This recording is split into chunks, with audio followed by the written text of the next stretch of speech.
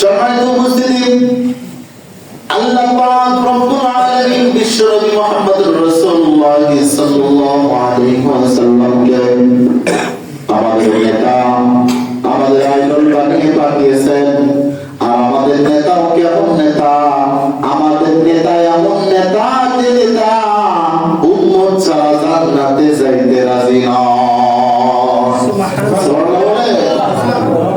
দুনিয়ার যত মানুষ দেখবেন, দুনিয়ার মধ্যে আপনি যে কোনো দল করতে পারেন, আপনার পার্সোনাল ব্যক্তিগত বিষয়। এই নেতাগুলোকে আপনি ফলো করতেছেন, কোন এক সময় কোন বিষয়ে কম বেশি হওয়ার কারণে নেতা আপনাকে ভুল বুঝবে। কথা বলেন ঠিক কিনা?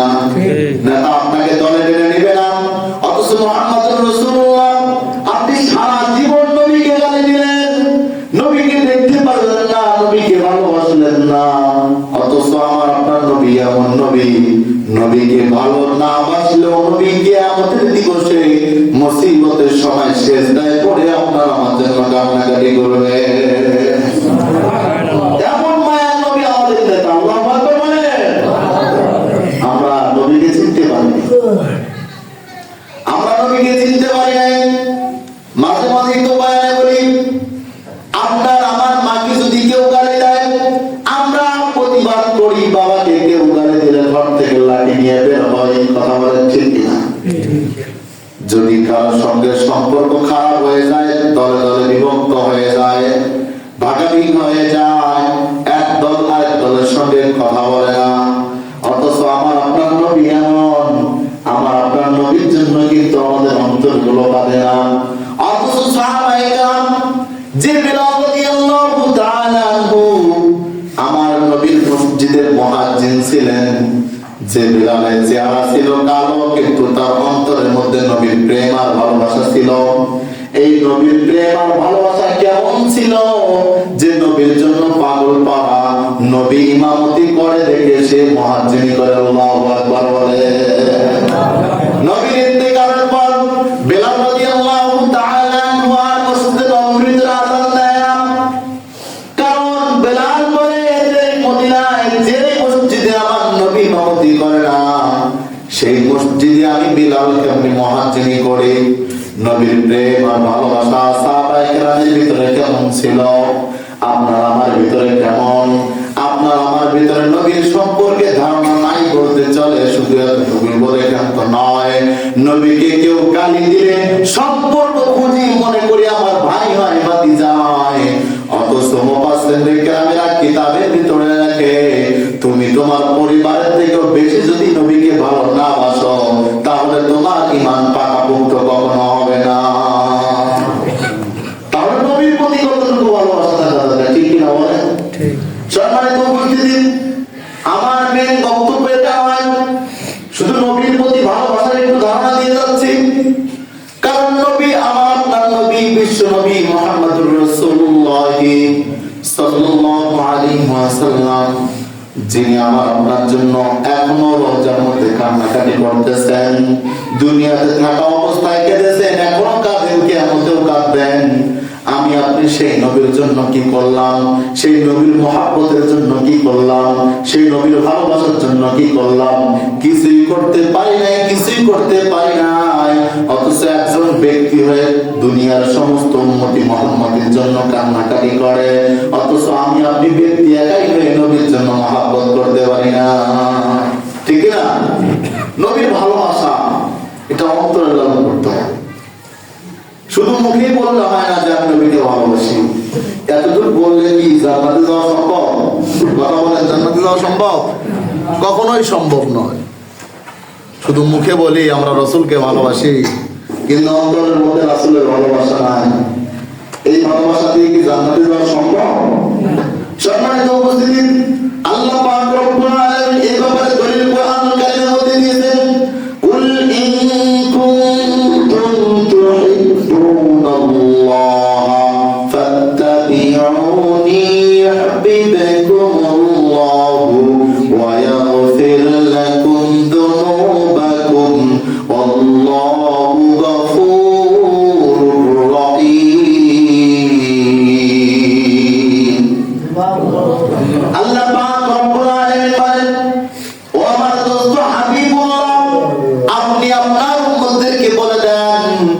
যারা আমি আল্লাহকে ভালোবাসতে চাই, আপনারা এখানে যারা আছেন সবাই মোটামুটি ইমানদার। ভিতরে ইমান থাকলে নেক আমল করা সম্ভব হয়। এখন মোটামুটি আপনারা সবাই ইমানদার।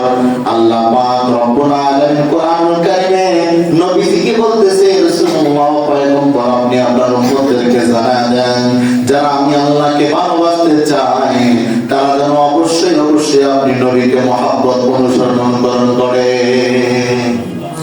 এখন প্রশ্ন হতে পারে, হুজুর নবীকে মহব্বত করিয়ে তো মাথার মধ্যে টুপি লাগাইছি, মুখের মধ্যে দাড়ি লাগাইছি, মহব্বত করিয়ে তো পাঞ্জাবি গায়ে দিয়েছি, শুধু এতটুকু মহব্বত দিয়ে জান্নাতে যাওয়া সম্ভব নয়। কথা বলেন ঠিক না?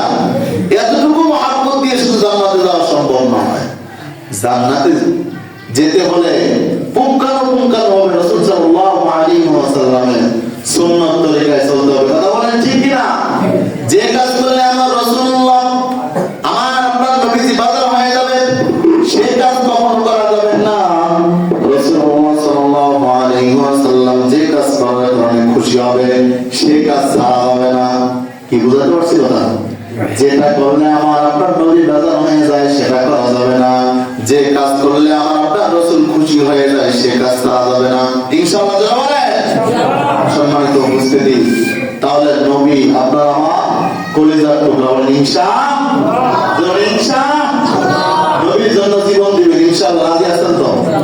নবীর জন্য জীবন দিবেন ইনশাআল্লাহ। রাজি আছেন তো? আল্লাহ সকলের ঈমানগুলোকে কবুল করুন, আমলগুলোকে কবুল করুন। আজকে মূলত আমার বয়ান হলো রজব মাসের কিছু আলোচনা। এতটুকু ধারণা দিলাম আপনাদেরকে, কারণ আজকে আমার আপনার ভিতরে শুধু দুনিয়ার মহব্বত ঢুকে গেছে। কথা বলেন ঠিক না? দুনিয়ার মহব্বত ঢুকছে কিনা? আমার আপনার অন্তরের মধ্যে বিবির মহব্বত ঢুকছে, সন্তানের মহব্বত ঢুকছে, বাবা মায়ের মহব্বত ঢুকছে, মানা নবীজির মহব্বত ঢুকে নাই। ঠিক না? নবীজির মহব্বত ঢুকে নাই। এই নবীজির মহব্বত না ঢোকার কারণে কিন্তু আমরা এখনো খাঁটি উম্মত, খাঁটি গোলাম হতে পারি। কারণ আল্লাহ পাক চলতে বলে আরেকভাবে, আমরা চলি একভাবে। তাহলে আল্লাহ পাক বলতেছে এইভাবে চলো, আমরা যদি আরেকভাবে চলি তাহলে আমরা খাঁটি গোলাম হতে পারবো? সম্ভব? কখনো সম্ভব না। এই জন্য আমাদের অন্তরের মধ্যে নবীজির প্রেম ভালোবাসা থাকার দরকার আছে না নাই? যেমন আছে না নাই? শুধু সবে কদর, সবে মেরাজ, দোয়ার আয়োজন করলো, কিছুর টুকরা আছে না নাই? এই থেকে মুসল্লির সংখ্যা বেড়ে যায়। এটাই নবীর ভালোবাসা? কথা, এটাই নবীর ভালোবাসা? নবীর ভালোবাসা কি বার হিসাব করে নাকি প্রত্যেক দিন? প্রত্যেক দিন ভালোবাসা। ওই কিছু কিছু লোকে আয়োজন করে না, আমার বাবার আজকে বছর কি আছে না নাই? তার মানে বাবা যেন বছরই দোয়া করবে। আর এই দোয়া কোন হাদিসে কোথায় পাইল? কথা বলে না।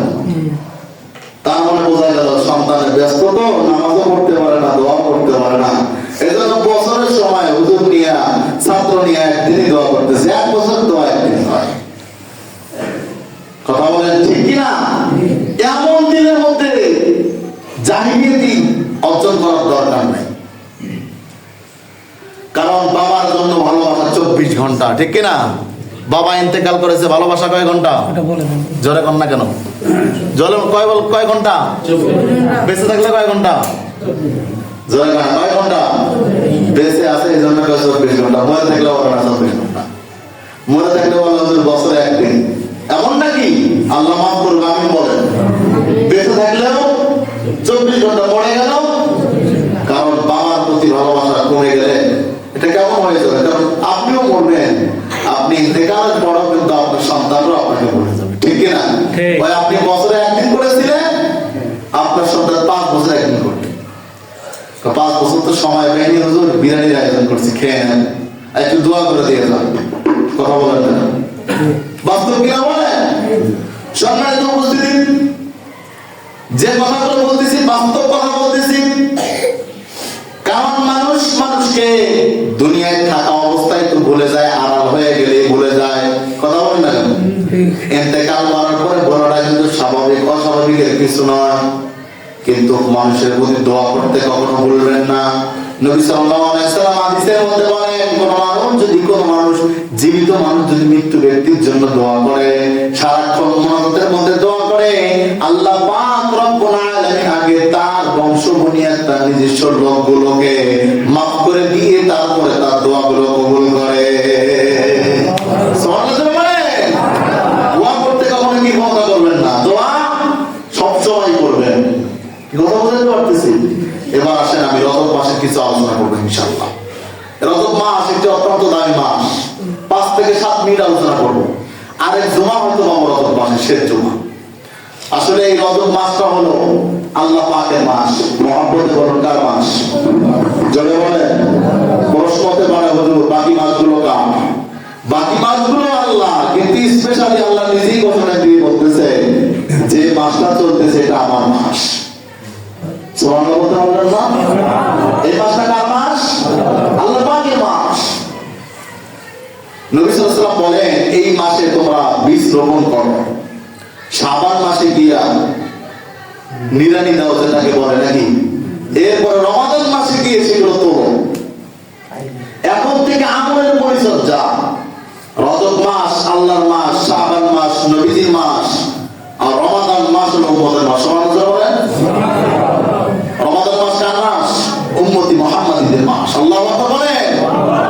সম্মানিত উপস্থিতি, আল্লাহ নবী সাহাবায়ে কেরামদেরকে বলতেছেন, সাহাবায়ে কেরাম তোমরা বেশি বেশি এরকম ভাবে গুনাহ মাফের জন্য আল্লাহর কাছে দোয়া করো।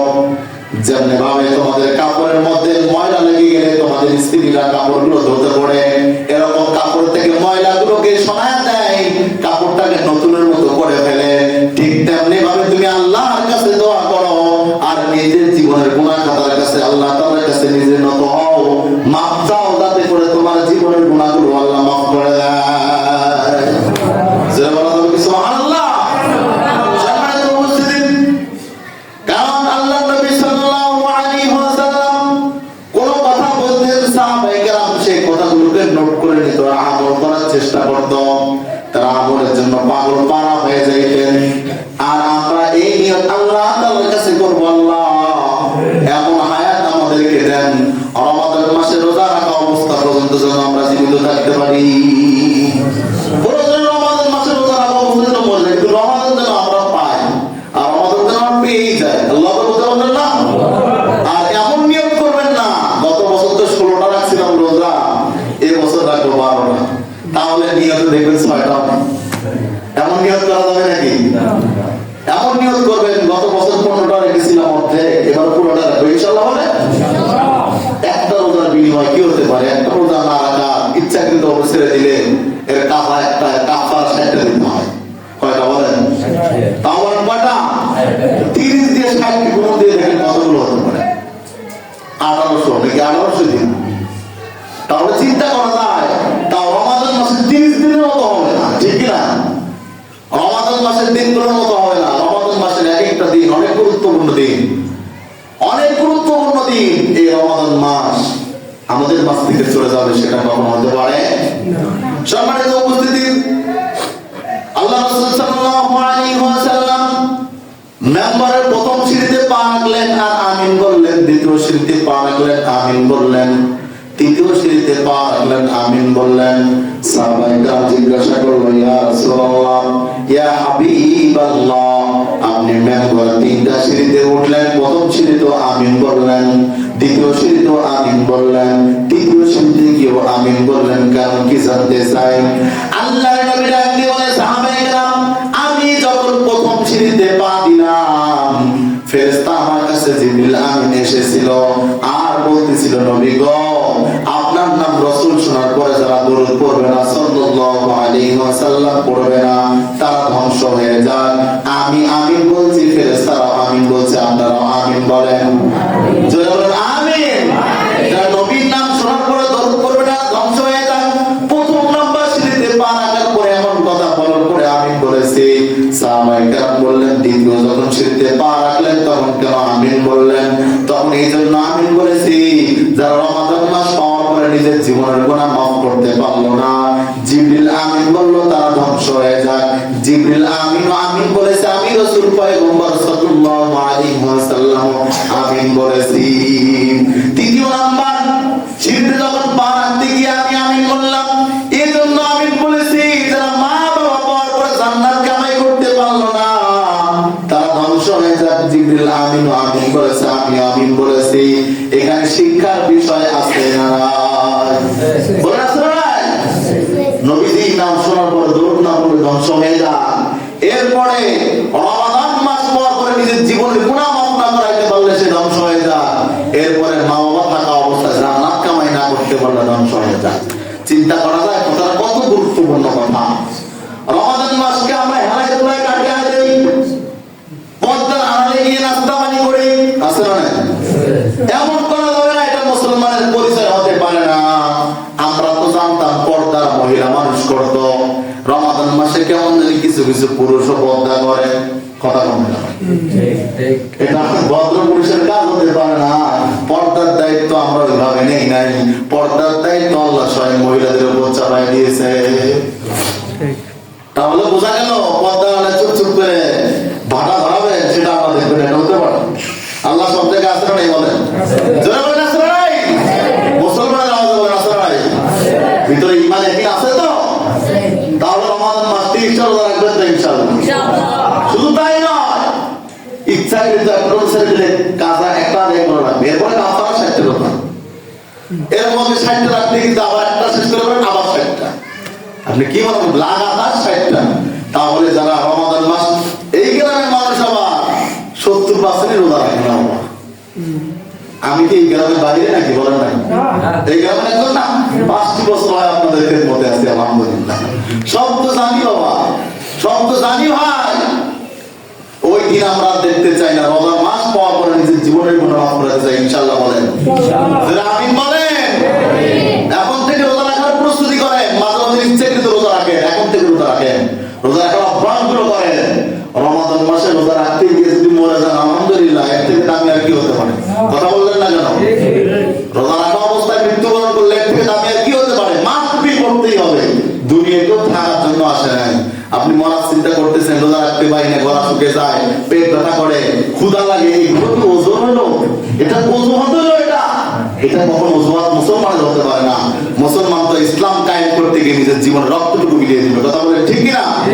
মুসলমান তো দান না।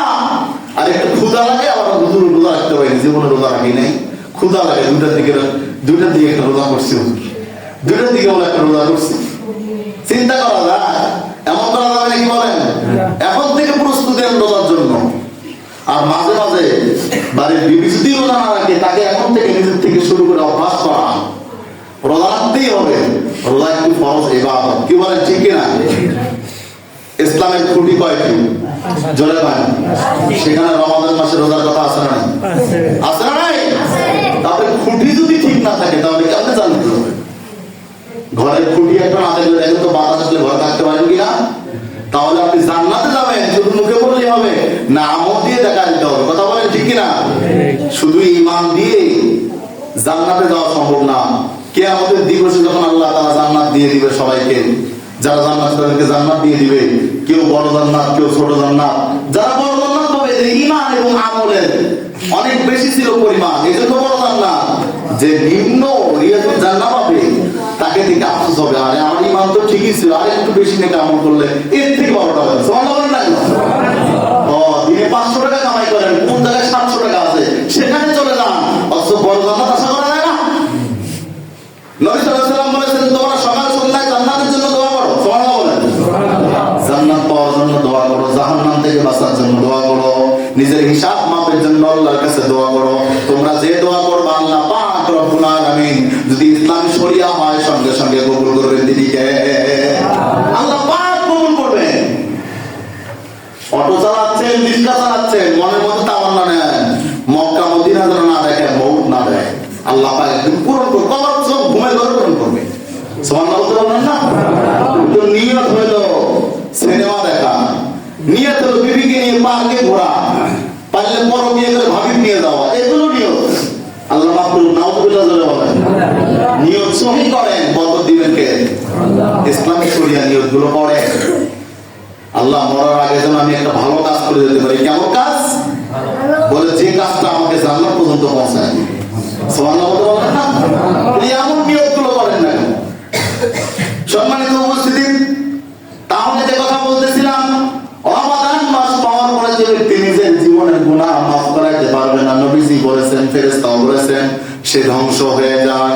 এই বয়ান দ্বারা আমি আপনাদেরকে বোঝাইতে চাই, রমাদান মাস একটি দামি মাস, একটি উত্তম মাস, যে মাসটা আল্লাহ পাক 11 মাসের পর একটা বরকত এবং মুসলমান মুমিনদের জন্য অফারের মাস দিয়েছে। একটা নেক আমল করার সঙ্গে সঙ্গে 70টা নেক আমল সওয়াব দিবেন তিনি কে? শুধু তাই নয়, কিয়ামতের দিবসে আল্লাহ পাক রব্বুল আলামিন যখন হিসাব নিকাশগুলো করবেন, এক বান্দার নেকি শর্ট পড়ে গেছে, আল্লাহ পাক ফেরেশতাকে বলবে, ফেরেশতারা রমাদান মাসের নফল ইবাদতগুলি আছে কিনা? ফেরেশতা বলবে, আল্লাহ নফল দিয়ে কি করবেন, এর তো ফরজের হিসাব হচ্ছে। আল্লাহ পাক ডাক দিয়ে বলে, সে তো মুমিন, প্রকৃত মুমিন বান্দা, রমাদান মাস পাওয়ার পরে নফল ইবাদতগুলো ছাড়ে নাই। আজকে নফল ইবাদতগুলো আমি আল্লাহ পাক রব্বুল আলামিন ফরজের পাল্লায় মাপ দিয়ে জান্নাতি বানায় দিব। এত সুন্দর দামি জিনিসগুলো ছেড়ে দেবেন, এটা হতে পারে? কখনো হতে পারে না। ইখলাসের সঙ্গে নিয়ত করা যাবে তো ইনশাআল্লাহ? জোরে ইনশাআল্লাহ। গত রোজা রেখেছিলেন 10টি, এবার 20টি না হয় বলবেন আস্তাগফিরুল্লাহ নাউযুবিল্লাহ।